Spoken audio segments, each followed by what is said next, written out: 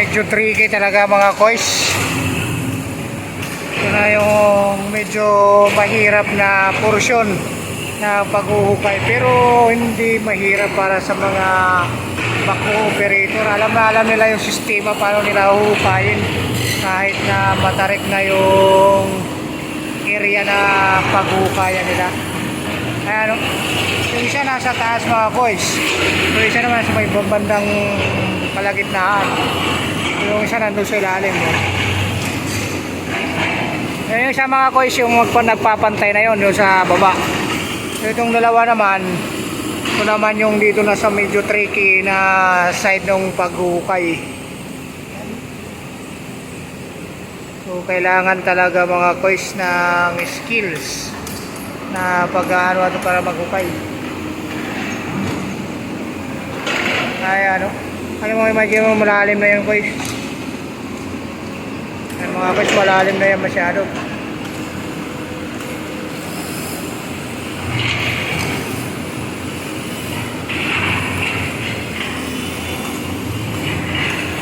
Mula doon mga koys, nasa 20 meters yan mga koys, hanggang doon sa ibabaw na yan.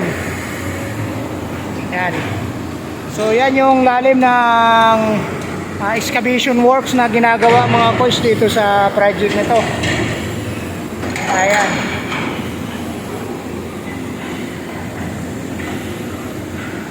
So yun na doon sa baba mga koys, pinapantay na lang yan. Preparation na yan para sa ling concrete. So yan, after ng ling concrete mga koys, siyempre susunod na yan yung reinforcement para doon sa layout ng mga column, shear wall, lahat ng mga ilalagay dyan.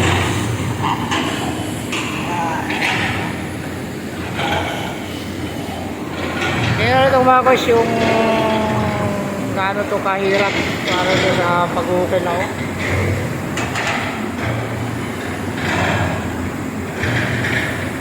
Nandiyan mo yung isa nasa ibabaw, kaya sa kalagitnaan naman yung isa. So mapapasin yung lupa niya mga koys. So pala yun, delikado, hukay na yung likod na yung mga koys.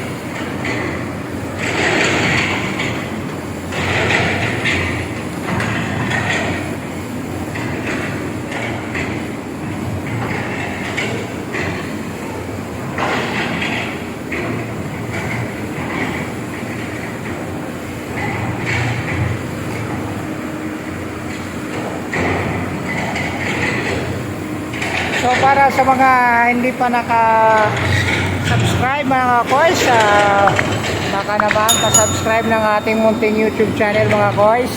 So nag-upload tayo about construction at saka sports vlog. Yan yung mga content ni koys para sa inyo mga. Yan. So ngayon nasa construction tayo mga koys. Ito kasi yung trabaho natin. So ito ngayon yung kaganapan mga koys, sa excavation tayo. Yan. So medyo tricky ito mga koys.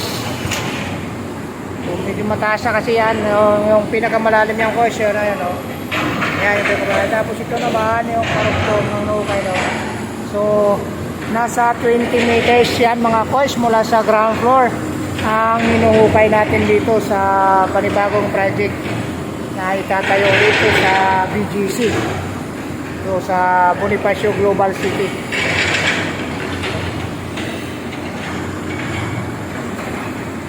Yan.